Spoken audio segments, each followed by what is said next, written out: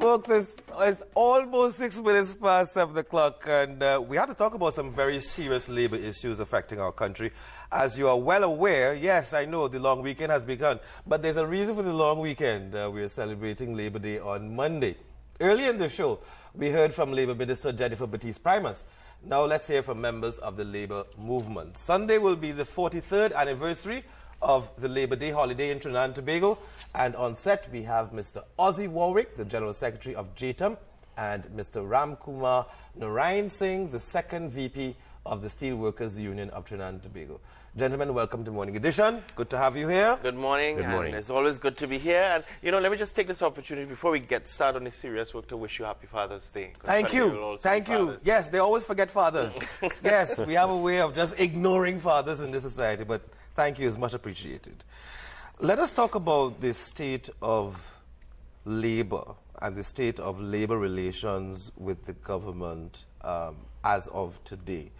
I know that JTUM has expressed concerns about the actions and the words spoken by certain ministers in the current cabinet. What exactly is JTUM concerned about? Okay, thank you very much. Well, first of all, let me just say that we expect to have a really exciting Labor Day celebrations this year. Indeed, it is Father's Day. We will be celebrating the true father of the trade union movement of Trinidad and Tobago, that is Tubal Uriah Buzz Butler. Cannot forget him. Of course. Well, first of all, we need to remember that we signed an MOU. We always like to come back to that and to remind the country, but also to remind members of the cabinet that MOU was signed. And one of the basic principles of that MOU is that various ministers would consult with the respective trade unions of the respective organization or agency or enterprise in which they are responsible for in order to build a consensus on the way forward. That was always critical. And what we've been seeing, besides really and truly the Minister of Labour herself, we are not seeing that commitment to the MOU by certain other ministers. And we will be talking about that considerably on the Labor Day platform. Because if you begin to erode the basic premise upon which this MOU is built, then you're going to have a problem with the industrial relations climate in Trinidad and Tobago. And in a time like this, what you really want is all hands on deck. You want to be able, and I think it's a discussion we've had several times here, you want to grow the economy, you want to kickstart the economy again. It's not just about closing deficit gaps, we have to go beyond that. We have to get the economy going. And who turn the wheels of the economy? It's workers. And therefore, you would want to make sure that you have your workforce on board in a very focused manner. And you can't have that if you're not discussing with the recognized majority, the respective recognized majority unions in terms of how we together build that consensus to move forward. And we're having a lot of difficulties with some of these ministers not holding true to the Memorandum of Understanding. Well, let me bring Mr. Narinesingh in on the discussion. Sir, the situation with the workers of Mittal Steel, difficult situation. In fact, recently in the media, I saw reports of one of the workers being so distressed and what happened in that situation and so on. Very difficult situation. What is the update with respect to some of the things that the workers were attempting to get so that they can, transition a little easier from this very harsh circumstance? Well, as it pertains to ArcelorMittal, Centrin, and Tube City, ArcelorMittal doesn't exist anymore as a company. Right? The liquidation process has started. What the workers were looking for out of that, our pension plan, the securing the benefits from our pension plan, that process has started. The bank has been cooperating with the union and its members in taking the issue forward and bringing resolution to the matter, in that the workers would get their pension. So we are working on that. Hopefully in the coming weeks we are going to see some results of coming out of the talks that we've been having with the bank. as it pertains to severance benefits, we are still up in the air with that. Because of the liquidation process. Because of the because liquidation of how the process. Act is structured. Because of how the Act, that is correct. So that is one of the things that we're going to strongly be continue to advocate for in our Labour Day celebrations this year, given that we have been the victims of poorly structured legislation. Tube City, we're still at loggerheads with this company. While they continue to exist, there's a lot of industrial relations issues. They are winding up their company as well because they were a consequential employer coming out of ArcelorMittal. So it was Centrin, they totally retrenched their workers. So the workers did receive their severance. So Centrin adopted a slightly different approach. That is correct. Allowed for the workers to receive the severance benefits. Both their benefits and their monies that were at unit trusts. You know, Mr. Narinesingh, a lot of workers, and especially the younger workers, they may not have the kind of confidence in joining a union for different reasons. And one of the things that workers always express doubt about is the ability of the union to support them financially when faced with these difficult circumstances. Whether it's a long-term strike, as in what happened with TCL, whether it's a situation like this in terms of a company shutting down, what structures would a union like the Steelworkers Union put in place to provide workers with some measure of financial support given these circumstances? Well, coming out of our experiences with what transpired, we will advise, the first and foremost, as you mentioned about financial support, the reality is a union cannot, there isn't anything that a union could put in place in terms of really putting out tangible financial support in these kind of situations. That is something that has to be dealt with from a national level. But in dealing with these types of situations, we have adopted an approach where we are looking to diversify the union's portfolio. We look at having support outside of just representation in the industrial court and in a RMU, but rather psychological support, counseling support, establishing a relationship where we can assist workers in finding jobs who are displaced. Yes, this is the union of the 21st century. That is correct. These are our members, and they being members of our organization is dependent on they having a job. Yeah. Right? So we have broadened our horizon in that regard. We have also started networking with NGOs so that for workers who are in a situation where destitution is facing them, we can get some support, maybe financially, maybe in all different realms, right? These things are short term because the thing about it is you want to build your employee, your member, so that they can go back to work, not just sit home or sit in and waddle. This is what we are right now dealing with. This is what we are doing. We have started an approach. We understand ArcelorMittal doesn't exist anymore. There's no merit in us sitting down and keep talking about it and worrying that because ArcelorMittal doesn't exist. We need to move forward. And Labor Day celebrations this year, in line with what JTUM is doing, we being members of JTUM, we are going to be coming out with our members to bring a level of hope in our togetherness in Labor Day. Bring a level of hope back to them so that we can move forward and look to change and not allow what has happened to us to happen to other members of workers in Trinidad and Tobago. Because, you know, Mr. Warwick, the union movement, the labor union movement faces several challenges. And let's face it, the labor union movement in Trinidad and Tobago is now representing less than half, much less than half, of the workers in our labor market.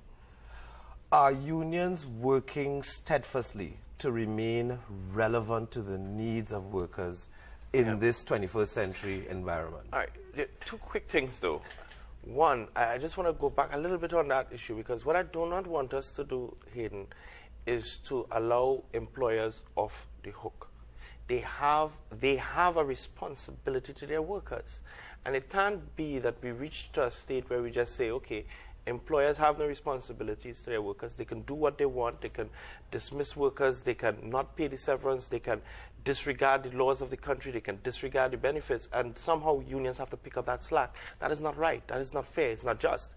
We have to hold these employers to account. I think we want to. So I agree with all what Comrade Narinesingh has said in terms of what we have to do, indeed, for when the situation do arise. But we must never allow employers to feel that they can do what they want and treat workers and mistreat workers and disregard workers. I want to put that clear and square on the table. Secondly, the reason why trade unions represent less than 50%, the real reason is because the law makes it difficult for a worker to be represented by a trade union. We have instances of applications in the Certification and Recognition Board for years hidden. Is the board functioning again? As far as we consider, it's not functioning at all. It's not functioning properly. Was this matter raised with at the meeting that you had with the Prime Minister and the Minister of Labour? Well, ongoing discussions with the Minister of Labour speaks to the amendments to the Industrial Relations Act, which the board is a creature of that Industrial Relations Act. And we put forward very clear recommendations. One of the clear recommendations is that once an application goes in, within 3 months, those workers should be represented. Because what you have is that as the application is stuck in the board, the employers are dismissing the organizers, dismissing workers. Right. So workers are scared and they're frightened, they're traumatized by this. So as it stands now, if a group of workers who wanted to seek union representation submitted an application for recognition, union recognition. Yes. There is no board in place to consider the application. Well, the board is there, but the problem is the administration of the process, which takes years. And you know what is worse? Employers are now appealing the recommendation or the certification by the board. So they're doing everything in every stage to prevent workers from being represented. Look at Royal Bank. Still, after many, many years, still waiting certification. We ourselves have several applications. As a matter of fact, if tomorrow, let us say tomorrow, all the workers and all the unions who have applications in, you would see that number jump significantly. So that is one of the key things, is that our industrial relations legislation is, for one, that is irrelevant and is not in keeping with the times, because international labor standards speak to workers having been able to be properly represented in a timely manner, in an adequate way, so that a worker doesn't, or a workplace don't have to wait 5 and 6 and 7 years to get RMU status. Yeah. And therefore be properly represented. That is what is arcade. I mean, you're talking about 1972 legislation. There is no way our labor legislation of 1972 could be relevant in 2016. In terms of the unions themselves, we have also, as you know, engaged in a lot of public consciousness-raising activities, because that's another element of our work that is critical in this 21st century. Yes. How do we raise consciousness amongst not just our members, but the national community in general? How do we ensure that people are being able to contribute to a national dialogue about the development of the country? And that, as relevant as that is in the 21st century, it's actually our tradition. For some 79 years, that is something we have been doing, and that is something we want to continue to do, to provide direction and guidance as to how ordinary working people can have improved terms and conditions and therefore have an improved quality of life. That is very, very critical for us going forward.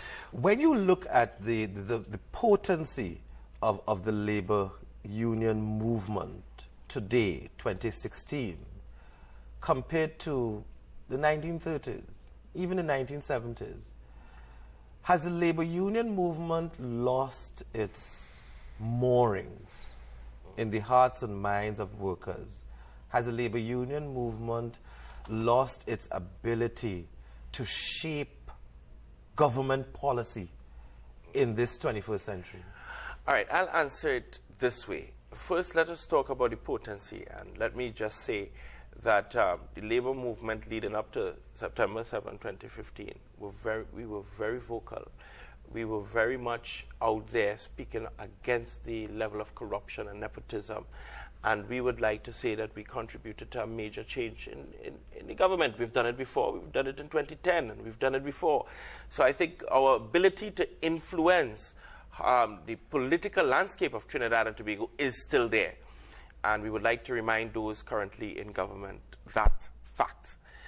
The other thing is that I think the labor movement of the 21st century has, especially now, in the manifestation of the joint trade union movement, have also been articulating very clearly how we see the economy, how we see the governance of Trinidad and Tobago. And it is in that context we put forward the workers' agenda. The workers' agenda provides a framework of which we believe we can change the system of governance. We recognize that. And I think we are building the level of consciousness even amongst the population to realize, listen, changing political parties is not enough. We have to change the way the economy works, and we have to change our system of governance.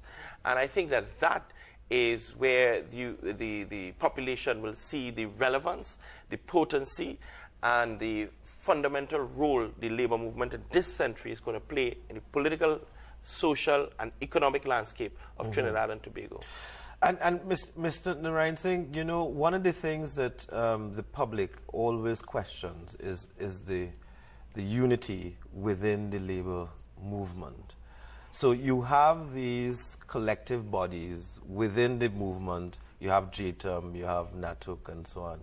And the question always arises, well, isn't the labor movement divided politically, where they may have different philosophies as far as how this whole relationship between the employer and the employee ought to be managed going forward? Is that an opinion that you share, that there is some level of division within the labor union movement? I cannot share that opinion. I'll tell you why. When you look at our struggle for the last 8 months, there's proof in the national media that the labor fraternity came together for the workers, the steel workers members. And we saw NATO come out, we saw PSA came out, we saw JTUM come out, we saw Phyton come out, we saw everybody came out. So while there may be some different views on some labor issues, some different views, it in no way separates us when it comes to the important matters, right? And JTUM is in no way there to replace NATUC. We are not attempting to replace Phyton, and neither are they trying to. We all exist. And we exist for a common goal. But why not have just one umbrella body? Because you have JTUM, you have Phyton, you have NATUC. Why not just have one umbrella body that speaks as a collective voice rather than these separate associations, if you will? Ms. Warwick, I want you let me ask, but why don't we say the same about business? It's so interesting. Well, they have chambers of commerce. They have plenty. And they have PCA, TTMA, and you can go on and on, right? So the point is, and I mean, it's not just Trinidad and Tobago. Even in France, where you see a massive struggle, there are actually 3 federations in France. So, I mean, it happens because you sort of represent various principles. But I think, and this is what Comrade Narinesingh was saying, and this is critical, on critical issues, we come together. If you recall, remember when there was the attempt to decertify Transport Industrial Workers Union as well as the Communication Workers Union? As in about 2009, we all came together around that issue. So when it comes to critical, in terms of more recent times, in terms of ArcelorMittal, we came together around that issue. So there will be times where we come together around various issues. But at the end of the day, there are varying principles upon which we stand by. The Joint Trade Union movement stands very strongly on the principle of the Butlerite tradition. We also stand on the belief that trade unionism is not only about negotiation. It is that is important. It's about improving the terms and conditions of workers, but it's also about improving the country. Because if you don't improve the country, you'll always find workers being at the end of the ladder. Mr. Warwick, I know that you interact a lot with young people from time to time at various activities and so on. Is the message of the importance of gathering under a labor union, is that message resonating with young people? And if not, why isn't it? Yeah. I think the issue is resonated. I mean, if you speak to a lot of people singly and away from, this is important, away from their workplace, they do see the importance of trade unions. And one of the unfortunate things, a lot of the times they see that, of course, when they're in trouble. But I think there is the recognition that a trade union is important to be a part of. But what is happening is that as a young worker, when they come into the workplace, the employer threatens them. Especially if there is already a recognized majority union, they threaten them, stay away from those trade union officers, and it's very difficult for them. Recognizing that, however, we have engaged, when you talk about trade unionism in the 21st century, we, for example, just yesterday finished the semifinals and finals of our poster quiz competition for primary schools. And there's a reason why we do that work. And I saw CW did one in the north. And you can be sure we are going to be expanding that so that at least our children understand the value of the labor movement and understand the importance of trade unionism to their own work life when they enter the workplace at some other point. So there is a lot of work to be done still, because remember, the young worker is also not isolated. They are faced with a globalized world, which speaks to capitalism and neoliberalism, and that's the only way. And therefore, we have quite a bit of a struggle. But I think we are doing things differently. We're using social media a lot more now, for example, and we're having a lot more forums and engagements with young people. Excellent. Well, Mr. Narinesingh, I'll give you the final word on this matter. What special will happen this year at Labor Day celebration?